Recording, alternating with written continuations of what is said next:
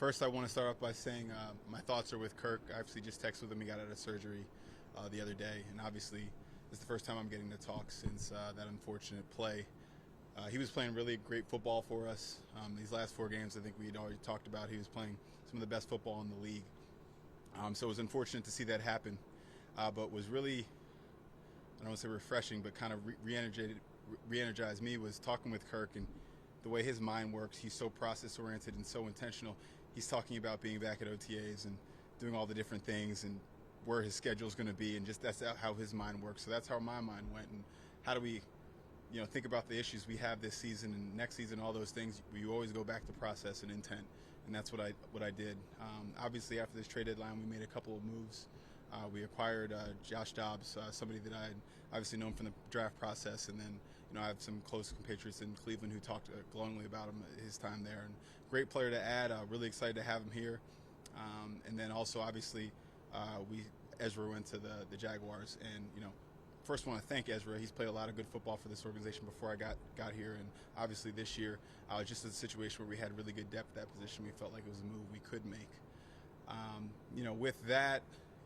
This was a trade deadline. As a GM, I pay attention to a lot of other sports, and I used to ask myself a lot, if you're in that situation where you're the team that has some long-term, challenges and you win kind of close to the deadline, what do you do? And I've come to observe other people's things, and it's a really interesting thought experiment until it comes to your front door. But I sat there and I studied. I looked at all the scenarios, all the different situations, and I really came to the conclusion that first and foremost, when Kevin and I came together, we said that we were always going to play meaningful games in Minnesota. And to play meaningful games, you need really good players to do that. And so to not have those players, there has to be a real reason, something probabilistically that you think will kind of get you to those meaningful games sometime in the future. And we just never really saw that opportunity at this time. And I really leaned on the leadership of this team. I had some guys reach out to me, and this is before the game. Before the game, by the way, we're sitting in the playoff position before the game starts, and they kind of reached out to me and said, Kwesi, we're gelling. We love this team. We love, being here. They didn't need to do that, but I love the relationship that I have with those guys. They felt comfortable enough to reach out through different channels to say that, and obviously won the game in the way we did, and ultimately I made a decision that we made to stand pat and keep going the way we're going. With that, I'll open up to questions. Did you take that to mean they didn't want to be traded, or they didn't want you to trade people from here? I took it more to mean they like this team as it is constructed. Yeah. Did you bring Josh in here to eventually be the starter, or did you bring him in there as an insurance policy? That position, honestly, like any position, you try and upgrade the talent of the place in the room. So liked what he had. In terms of what I've seen from him on film. We also really like Jaren Hall. We like Nick Mullins. It's not to say anything about our quarterback room. Just with Nick's coming back from his injury, just a little uncertainty there. So I don't want to say insurance, and then he ends up playing, and Kwesi didn't know.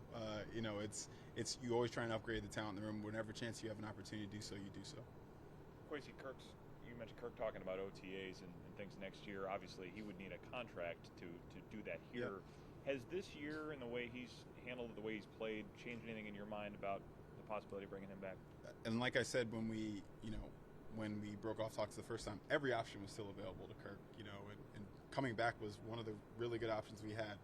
So him playing this well the last 4 games, I talk about the last 4 games in terms of offense and defensive efficiency, we're in top 10 in the league, right? And so the teams that play in the end typically are in that ballpark. So again, an unfortunate happening that it happened when it did, but we expected in year 2 for him to take that step. I think Kevin and I have said that in the past. So seeing it happen was more just our expectation of a good player getting more comfortable in the system and taking ownership of it. He actually even said it himself. He's understanding why Kevin game plans the way he does and his process and different things. So really unfortunate that it happened, but again, all options are open as they were before the injury. Kwesi, how would you characterize the interest you got, the calls you got about Daniil? I try and keep my calls with other teams confidential, but he's a talented pass rusher. He's leading the league in sacks. There's going to be phone calls, whether it's just parts of conversation or more directed. But ultimately we decided what we decided, and we're ready to go forward. So how important was it to you to keep the options open at quarterback moving forward? Yeah, I think you always want to, when you can, we've talked. I don't use the term. I feel like I'm going to be a meme somewhere about competitive rebuilds, but I think you at the end of the day, you want to identify where you need to be and where you're at, and how do you fill that gap. But how do you fill that gap in a way that allows you to compete today and give yourself odds of getting to that ultimate place? So you typically, flexibility helps you in all those matters, right? Unless you're certain. So that's kind of what we wanted to do, and I think ultimately the move we made is reflective of that. So you want Kirk back next year? I mean, Kirk played great. I think my want for Kirk to come back isn't just a me. It's not like a me thing. It's a negotiation. You come together at a table and you try and see if everything works together, and we'll have that dialogue when the time comes. How does his age and his injury play into the whole process of what you're going to do? Yeah, that's tough. I had a great conversation with his agent. I have a good relationship with him, and we talked about those things. And it's funny given my background because that was my job, right, to try and predict when these things can happen. And ultimately, we all know you can't predict injuries. We do know that there are markers and different things like that. I will say that Kirk's process is, I don't know what his age is, but his process makes him younger.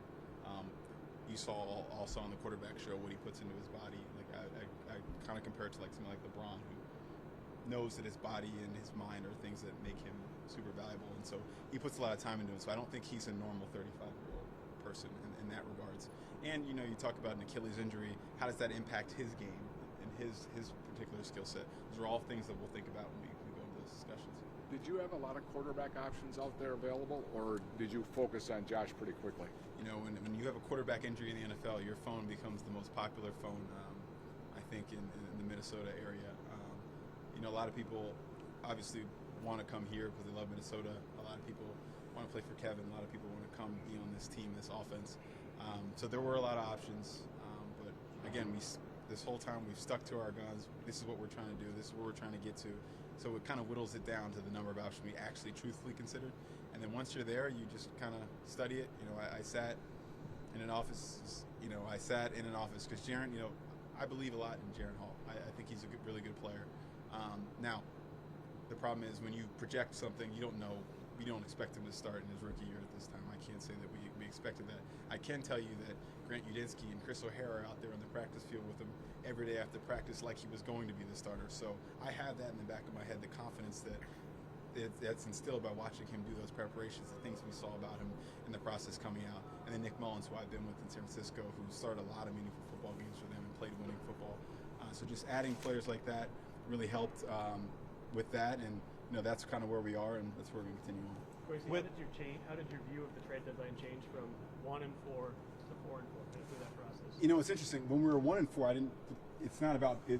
Football's hard because it settles in this binary fashion, win or lose, right? You could play 3 amazing quarters. I would take our first game, look at the underlying metrics of that game, but we lost that game. So I'm not trying to say that we didn't lose those games, but you try and look at the underlying metrics. This isn't baseball. I was trying to liken it to when football is 16 games and baseball is 160. It's like 10 games, right? So you lose 10 games in a row in baseball. That'd be meaningful. But that's one game for us, right? So we don't have a chance to go 5-5 and win the first half and the second half. So you're kind of trying to split the difference of the one game and what does it really mean? What are the underlying metrics? And I have a lot of stuff that I look at. I thought we were a better team than a 1-4 team. I didn't expect us to turn the ball over the way we did. I don't think anybody in this team did. So to see it reverse itself and play itself out, and for us to be 4-4, sitting where we are now, is really encouraging because that's what, quite frankly, the team we thought we would be. So I don't want to say it changed from 1-4 because I don't think I'm ever as low as 1-4, and I probably won't ever be as high as when it's really good because football is it has a mean reverting aspect to it in some sense. Kwesi, why didn't an extension? Ultimately, you don't know that anybody's ready until they get out there. But I can tell you the poise that he has.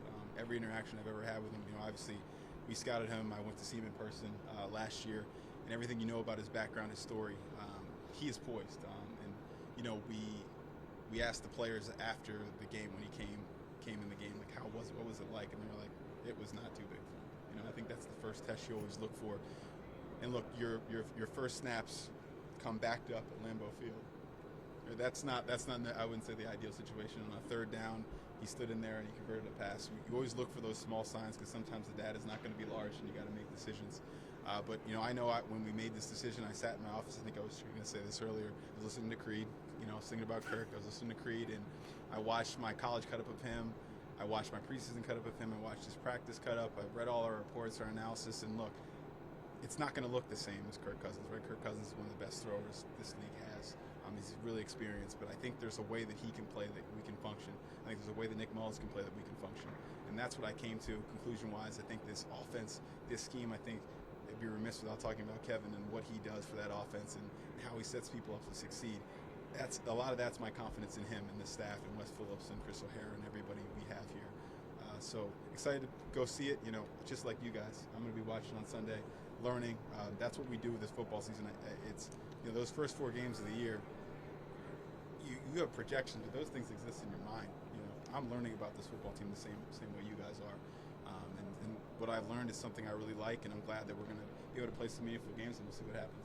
Why didn't an extension happen with Justin prior to the season? Say that one more time. Why didn't an extension with Justin happen prior to the season? In a negotiation, I hate to always give you this answer, but it's just, 2 people trying to come together and see if their needs can be met. At the time, it didn't feel like there was. There's a reason why they don't normally get done 2 years early, and I'll kind of leave it at that. If you can look at salary cap and contracts and this and new money and all that stuff. There's just reasons why it's harder to do at those periods of time. But the dialogue was always super positive. We think he's the best receiver in the league. We want him to be a Viking for a long time. I think that's how you start, and we'll figure out the rest. Kwesi, the circumstances for this trade deadline were so unique for you because of the winning streak and then losing Kirk. Is that something you have to loop in and talk to the ownership about what they want to do and how they see this season? Yeah, absolutely. I think, I'm very big just because how I do my own process. I look at every scenario. I just map them out. This is what it looks like if we do this. And ultimately, at the end of the day, what came down for me is I didn't think that, playing for this year did anything material to seriously impact or anything in the future. And once I presented it in that way, I think the decision was pretty straightforward and they understood where I was coming from. But I use them, I tell them all the time on the sideline, they're successful in what they do. So to not lean on them sometimes would be foolish on my part. They have a really good business sense. They've been in this league, longer than I have. So I do lean on them, but they ultimately leave me to make decisions set up for them, and I explain my logic, and they understood. Kwesi, how did you zero in on Dobbs? You talk about all the options you had, and did you reach out to them? I mean, he had started every game. How did you know that he'd be available? Or? Yeah, I have a great staff. I don't know that I said it in my intro. Part of the reason why I'm so look, we might have challenges in the future that it's going to take creativity and performance on the margins, but I just believe in our staff. I believe in our coaching staff. I believe in the people in this building, and the football operation and player development staff to solve all those issues, and so they're a big part of it.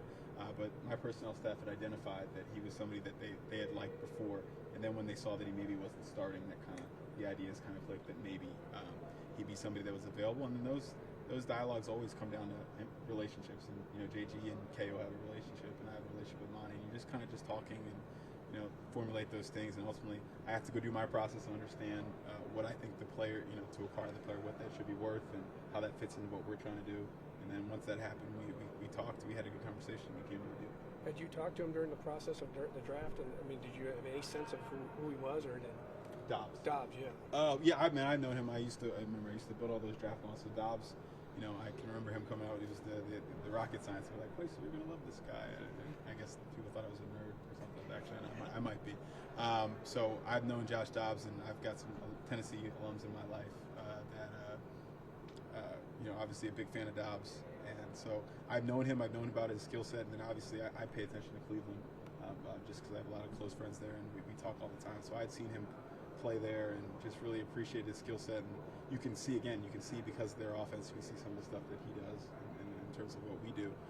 So just somebody that was on our radar, and when the opportunity came in at a price that we were okay with, we went for it. Last one. You guys have this traumatic injury, and where do you think on the other side of this kind of leaves your program, the biggest possible picture plan that you have, if at all? Where does this leave you, I guess? Yeah, obviously it adds a curve. I can't say that I thought them, the most durable, maybe the most durable quarterback we have in our league was going to. Anybody who would tell you that would be, misinforming you. So it does add a little uncertainty, but I don't know. I studied.